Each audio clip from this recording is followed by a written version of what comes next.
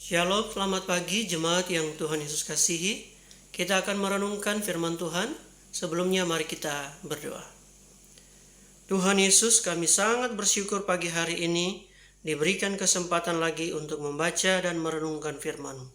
Berkati kami semuanya, biarlah kami boleh bertumbuh, menghasilkan buah rohani yang baik untuk kemuliaan Tuhan. Di dalam nama Tuhan Yesus, firman yang hidup, kami sudah berdoa. Amin.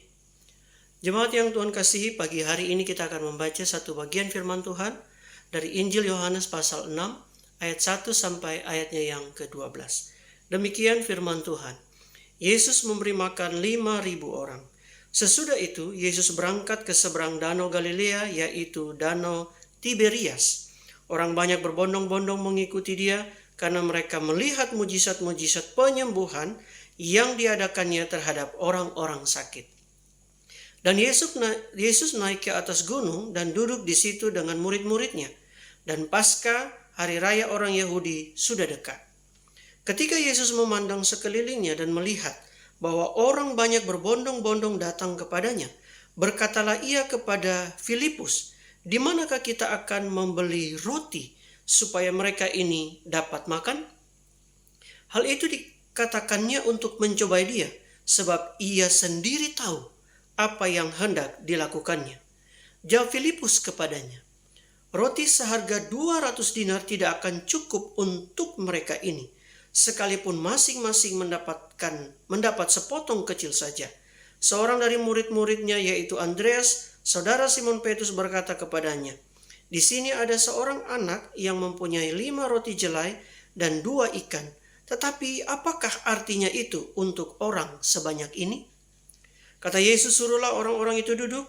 Adapun di tempat itu banyak rumput, maka duduklah orang-orang itu, kira-kira 5.000 laki-laki banyaknya.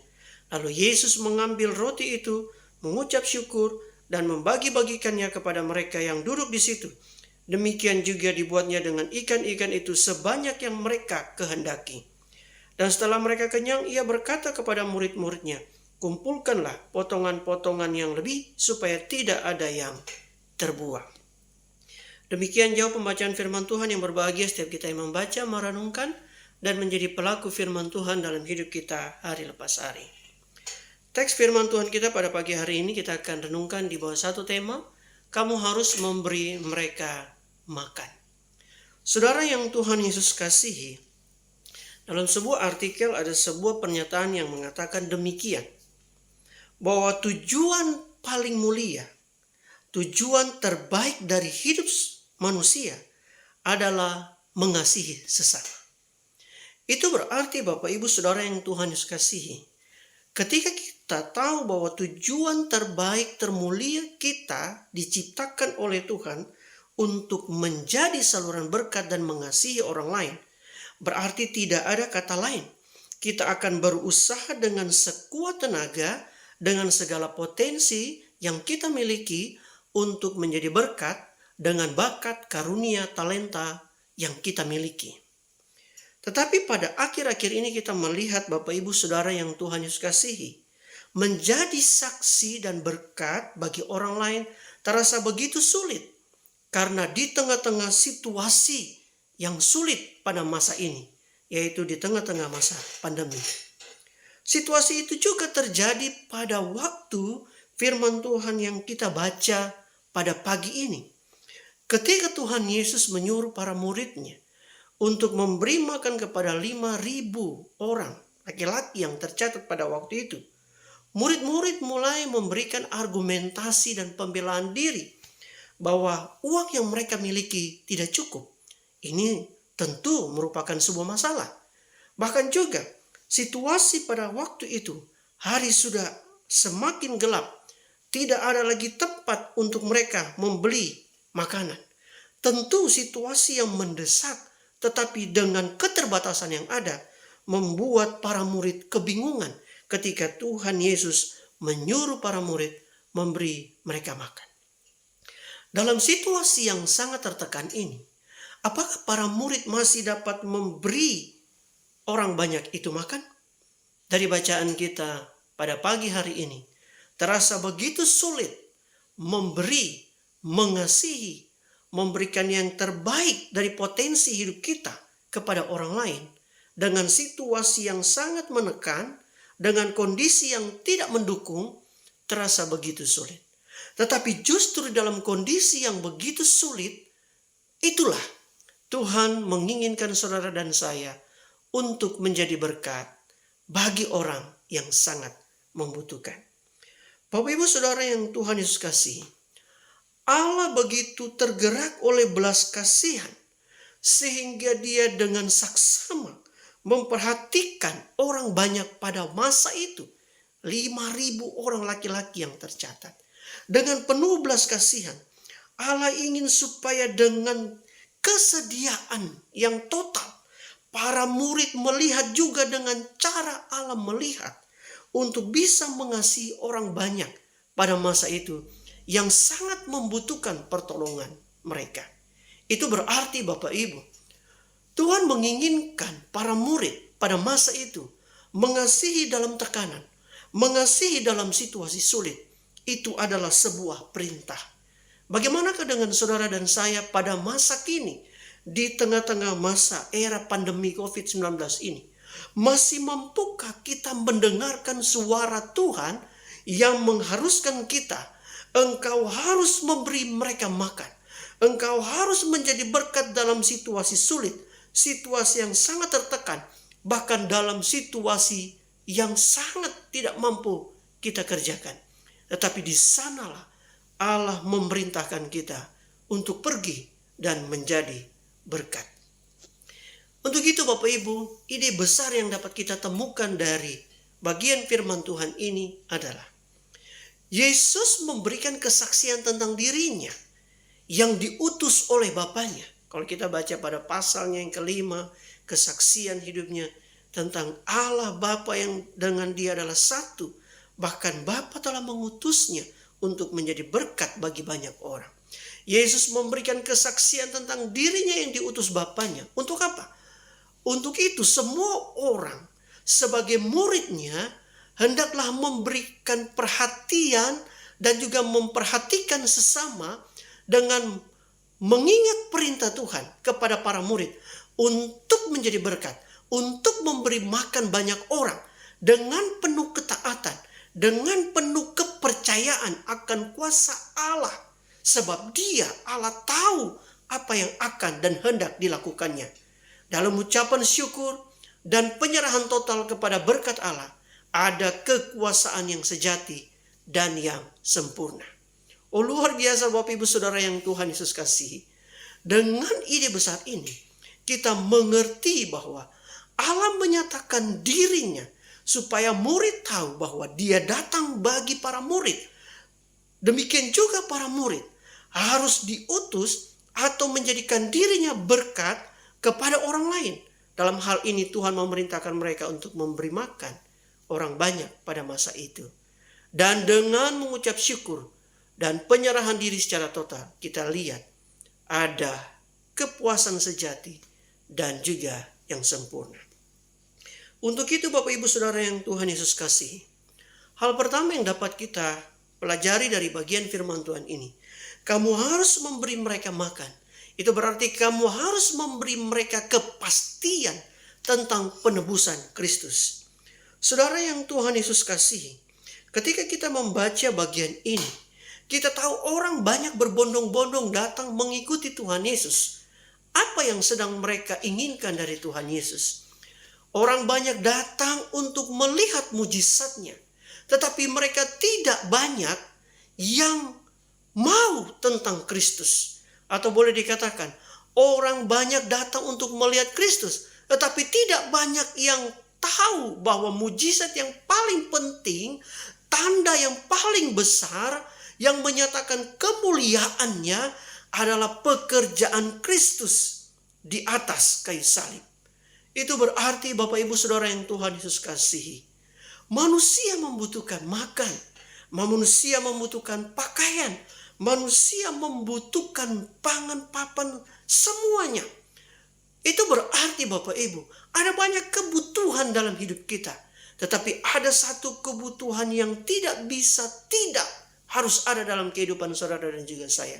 yaitu kebutuhan tentang Kristus sebagai penebus dan juru selamat hidup manusia. Saudara yang Tuhan kasih, orang banyak berbondong-bondong mengikut Tuhan Yesus pada waktu itu.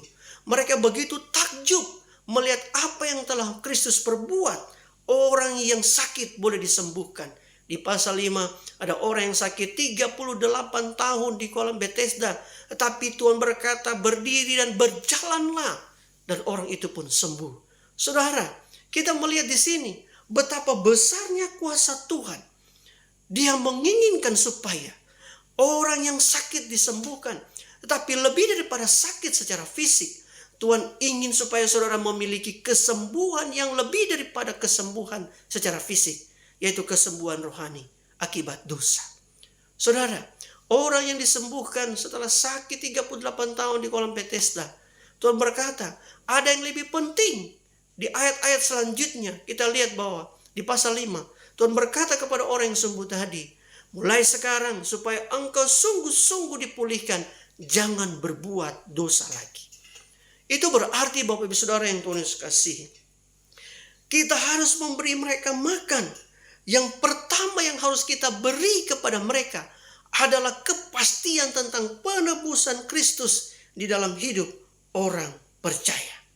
Saudara yang Tuhan kasihi, di sini adalah hal yang paling penting yang dapat kita pelajari. Bagaimana Tuhan sangat mengasihi saudara dan saya. Itu mengapa di ayat 8, 9, dan 14 di sini Tuhan Yesus menekankan bahwa pengampunan akan dosa dan penebusannya adalah kesembuhan dan berkat yang sempurna bagi orang yang sakit di kolam Bethesda tadi. Saudara yang Tuhan kasih, itu berarti ketika kita memberi makan kepada seseorang, maksudnya adalah kita membuat seseorang memiliki kepastian terhadap hidup yang kekal. Hidup yang kekal akan mempengaruhi hidupnya sehingga dia termotivasi untuk hidup mengasihi Tuhan dengan sungguh-sungguh. Saudara yang Tuhan kasihi, dunia saat ini membuat kita berusaha untuk mencari kesenangan, berusaha untuk tetap happy, tetapi sukacita yang terbaik adalah sukacita yang tidak bisa dirampas oleh dunia, yaitu sukacita karena memiliki kepastian keselamatan di dalam Kristus. Mari kita tidak sama dengan orang banyak pada waktu itu. Mengikuti Tuhan Yesus hanya untuk melihat mujizat, tetapi bukan untuk melihat Yesus. Orang banyak melihat, bahkan rindu mendapatkan mujizat, tetapi mereka tidak mau mengenal siapa Tuhan Yesus. Pertanyaannya bagi saudara dan saya, setiap minggu saudara pergi ke gereja, apa yang memotivasi saudara pergi ke gereja? Apakah saudara pergi ke gereja hanya untuk bernyanyi? Apakah saudara pergi ke gereja untuk mendapatkan seorang pengkhotbah yang baik? Itu mungkin baik.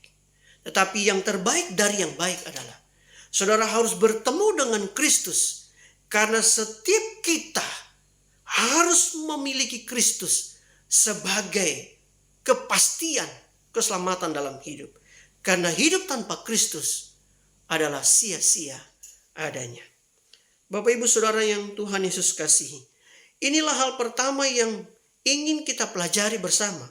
Bahwa Tuhan menginginkan kepada saudara dan saya mengetahui bahwa mari kita mengikut Tuhan dengan motivasi yang benar. Melayani Tuhan dengan motivasi yang benar. Mengasihi Tuhan dengan motivasi yang benar. Kalau masih ada sampai saat ini saudara dan saya yang mengikuti Tuhan dengan motivasi yang tidak benar, pura-pura ataupun motivasi yang palsu, mulailah kita bertobat dan kita mengasihi Tuhan dengan sungguh-sungguh. Tetapi saudara, meskipun saudara datang dengan motivasi yang palsu, Tuhan tidak akan pernah marah. Tuhan akan tetap melayani saudara. Buktinya Bapak Ibu Saudara, ketika banyak orang mengikut Tuhan Yesus pada waktu itu, 5.000 orang laki-laki yang dicatat. Meskipun Tuhan tahu motivasi mereka hanya ingin melihat mujizat yang diperbuatnya, dia tidak menolak mereka. Dia tidak marah kepada mereka. Tetapi dia berkata, beri mereka makan. Itu berarti apapun motivasi saudara, ingat saudara yang dikasihi Tuhan. Tuhan mau melayani saudara dan juga saya. Saudara, Apa yang Tuhan lakukan ini begitu indah sekali. Mengapa? Dia mengasihi saudara meskipun dia tahu saudara dan saya mungkin akan menolak dan tidak mengasihi dia. Kalau kita membaca di pasal 6 ayat 66, di sana dicatat bahwa murid-murid yang pada waktu itu mengikut dia dengan setia karena melihat mujizat yang ajaib, pada akhirnya mereka meninggalkan Tuhan Yesus. Di ayat yang ke-66 dikatakan, mulai dari waktu itu banyak murid-muridnya mengundurkan diri dan tidak mengikut dia. Karena apa? Karena teguran Tuhan yang begitu luar biasa. Karena motivasi yang tidak benar ketika mereka mengikuti Tuhan Yesus. Mari kita memiliki motivasi yang benar, yaitu karena kita sadar bahwa kita telah ditebus oleh darah Kristus lewat karya salibnya. Yang kedua, Bapak Saudara yang Tuhan Yesus kasihi, kita harus memberi mereka makan. Mengapa?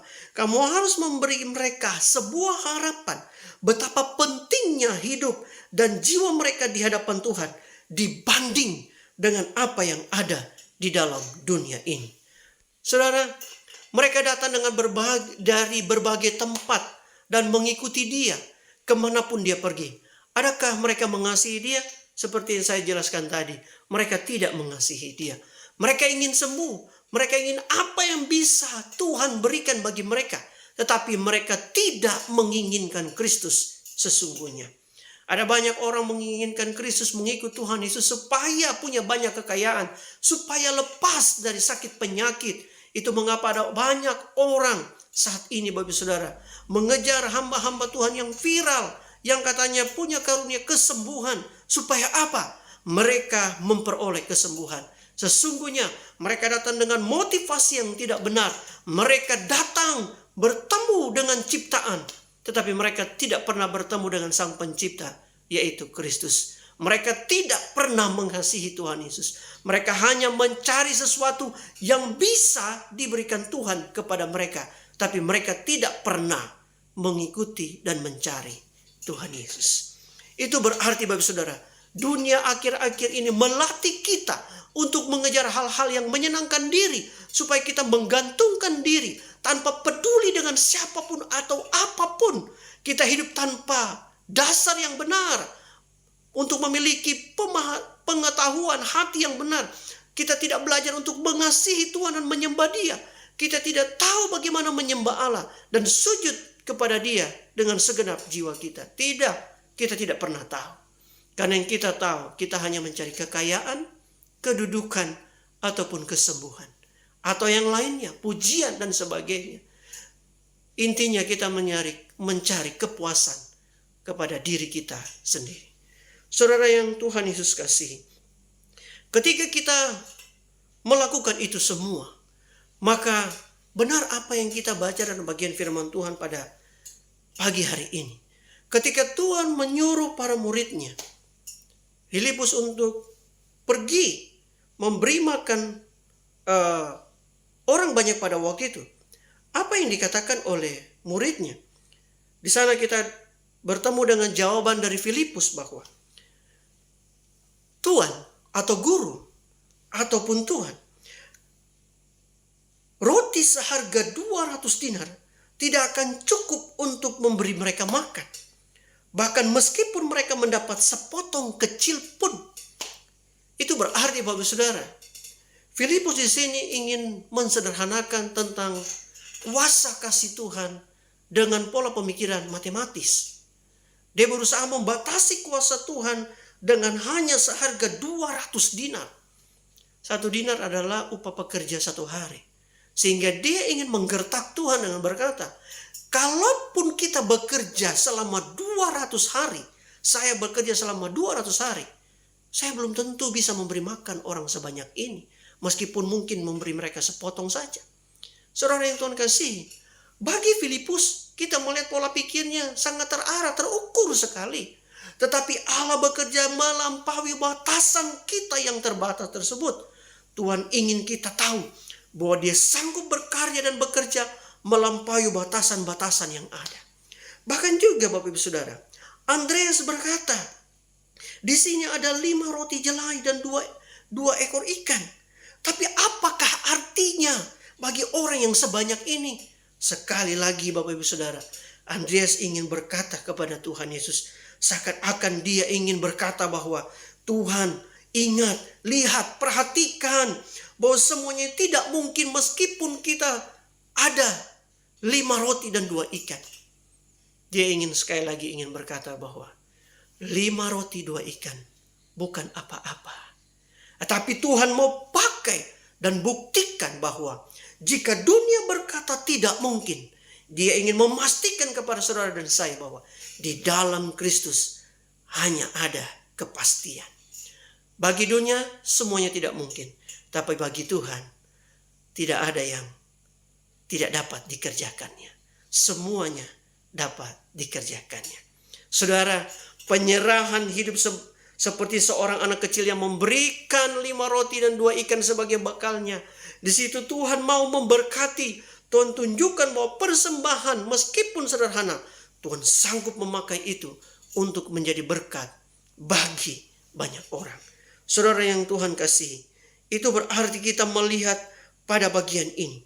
Tuhan ingin kepada saudara dan saya mengerti bahwa kita harus punya harapan meski di tengah-tengah situasi yang tidak memungkinkan. Tetapi Allah sanggup memberkati saudara dan saya. Bagaimana saudara dan saya keadaannya di tengah-tengah masa pandemi ini? Apakah saudara merasakan Tuhan menolong saudara? Meskipun dengan 5 roti dan 2 ikan?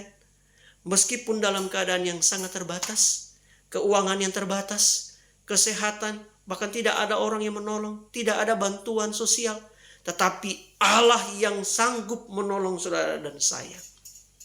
Saudara yang Tuhan Yesus kasihi, di sini kita melihat bahwa Allah sanggup bekerja di tengah-tengah situasi yang tidak memungkinkan.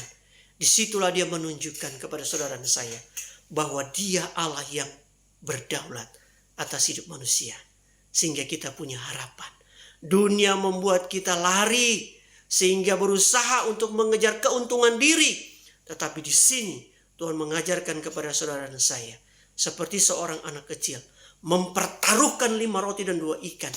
Mempertaruhkan seluruh hidupnya agar banyak orang diberkati. Yang ketiga, yang terakhir. Kamu harus memberi mereka makan. Dan kita melakukannya dengan penuh ucapan syukur. Dalam ucapan syukurlah ada kepuasan yang sempurna yang akan kita dapatkan. Tuhan Yesus berkata, Bapak Saudara, kata Yesus kepada mereka di ayat yang ke-35. Akulah roti hidup. Barang siapa datang kepadaku, ia tidak akan lapar lagi. Dan barang siapa percaya kepadaku, ia tidak akan haus lagi. Di dalam ucapan syukur ada kepuasan yang sempurna. Bapak saudara, Tuhan Yesus memakai 5 roti dan 2 ikan. 5 roti jelai Bapak Ibu Saudara. Bukan roti yang bagus, yang menggunakan gandum terbaik. Tetapi menggunakan gandum yang dalam kondisi boleh dikatakan yang kurang baik, sehingga disebut dengan roti jelai. Itu berarti roti ini digunakan oleh orang-orang yang sangat miskin, sehingga Bapak Saudara kita melihat bahwa seorang yang pernah berkata bahwa ketika orang memakan roti jelai, itu berarti sama saja orang itu berada dalam keadaan yang sangat miskin, berada dalam situasi yang sangat terpuruk. Situasi saudara dan saya pun ada dalam situasi seperti itu. Di dalam keterpurukan, tetapi kita mau berharap kepada Tuhan. Meskipun dengan 5 roti dan 2 ikan, Tuhan sanggup memberi makan 5.000 orang, bahkan lebih. Saudara, saya membaca sebuah artikel atau mencoba mencari. Karena saya sangat percaya Tuhan memelihara isi dunia saat ini. Bahkan dari hal-hal yang sangat kecil sekali Bapak Ibu Saudara. Kita belajar ketika kita menanam padi Bapak Ibu Saudara. Saya mencoba mencari berapa banyak bibit yang dibutuhkan untuk menanam 1 hektar lahan padi. Untuk 1 hektar lahan padi, kalau kita menanam dari satu titik tanaman ke bibit yang lain, jika kita menggunakan 30 kali 30 cm jarak tanaman, maka kita membutuhkan 8 kilogram bibit padi untuk menanam 1 hektar lahan padi. Jika kita menanam 25 kali 25 cm jarak tanam dari satu bibit ke bibit yang lain, maka kita membutuhkan 10 kg bibit padi. Lalu bagaimana jika kita menanam dengan jarak tanam 20 kali 20 cm jarak tanam? Maka kita membutuhkan 16 kg bibit padi untuk ditanam dalam 1 hektar lahan padi. Saya baca dalam artikel tersebut, Bapak Saudara, di Madura, padi hibrida dapat menghasilkan dalam 1 hektar ada 12 ton per hektarnya hasil yang didapatkan dari bibit yang tadi saya sebutkan. Itu berarti dari bibit yang sangat kecil, Allah sanggup untuk memberikan pertumbuhan dan hasil yang sangat banyak. Ini terjadi bukan saja di Indonesia, di tempat kita ada, tapi di seluruh dunia. Dengan bibit yang sangat sedikit dan kecil, Tuhan telah mengenyangkan seisi dunia. Itu berarti, Bapak Saudara, dengan hal yang sederhana, Tuhan ingin mendemonstrasikan betapa besar kuasanya bagi saudara dan saya. Dengan mentransformasi diri kita, Allah menjadi roti yang hidup. Tuhan Yesus ingin menyatakan kepada saudara dan saya bahwa Dia adalah pusat, pemilik, dan sumber kehidupan yang kekal bagi saudara dan juga saya. Untuk itu, saudara yang Tuhan Yesus kasihi, tetaplah percaya kepadanya. Berikan yang terbaik kepada Tuhan, karena Tuhan juga sudah memberikan yang terbaik bagi saudara dan saya. Untuk itu, mari lakukan yang terbaik. Berikan yang terbaik. Dan ketahuilah bahwa dengan melakukannya, saudara dan saya sedang meningkatkan kualitas hidup saudara dan juga saya. Ketika kita melakukan yang terbaik, memberikan yang terbaik, maka itu menunjukkan kualitas hidup saudara yang terbaik. Saat ini kita belajar dari bagian firman Tuhan ini. Allah belajar memberikan yang terbaik meskipun situasi yang terbatas. Mari kita juga memberikan yang terbaik meskipun dalam situasi yang terbatas. Kita tetap berdoa, situasi ini pasti berakhir. Tetapi apa yang kita lakukan akan tinggal tetap dalam hidup saudara dan juga saya. Kita kembali dari bagian ide besar. Yesus memberikan kesaksian tentang dirinya yang diutus Bapanya untuk semua orang sebagai muridnya harus memberikan perhatian dan memperhatikan sesama dengan mengingat perintahnya kepada murid-muridnya untuk memberi makan orang banyak dengan penuh ketaatan dan kepercayaan akan kuasa Allah. Sebab ia sendiri tahu apa yang dilakukannya. Dalam ucapan syukur dan penyerahan diri total kepada berkat Allah, ada kepuasan yang sejati dan yang sempurna. Amin. Mari kita berdoa. Bapa di surga, kami bersyukur untuk berkat-Mu. Hamba-Mu selesai berbicara, tapi bila firman terus berbicara dalam hati jemaat-Mu. Kami berterima kasih, hanya di dalam nama Tuhan Yesus kami sudah berdoa. Haleluya. Amin. Shalom, selamat pagi jemaat sekalian. Tuhan Yesus memberkati.